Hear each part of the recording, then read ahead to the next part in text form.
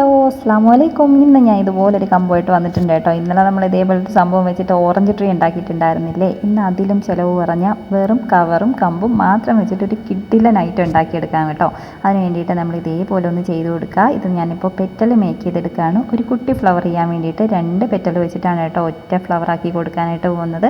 ഭയങ്കര ഈസി ആയിട്ട് ചെയ്യാൻ പറ്റുന്ന എന്നാൽ കാണാൻ അടിപൊളിയായിട്ടുള്ളൊരു വർക്കാണ്. അപ്പോൾ ഇതേപോലെ ഒന്ന് കെട്ടിക്കൊടുക്കുക. അപ്പോൾ ജസ്റ്റ് ഇതുപോലെ ഒന്ന് കെട്ടിക്കൊടുത്താൽ തന്നെ നമ്മുടെ ഫസ്റ്റ് ഫ്ലവർ റെഡിയായി. ഇതേപോലെ കുറച്ചധികം ഫ്ലവേഴ്സ് ചെയ്തെടുക്കുക കേട്ടോ. ഇങ്ങനെ ഏത് തരത്തിലുള്ള കമ്പാണോ നിങ്ങൾ എടുക്കുന്നത് അതിനനുസരിച്ചിട്ട് വേണം കേട്ടോ പെറ്റൽ എടുക്കാൻ വേണ്ടിയിട്ട്.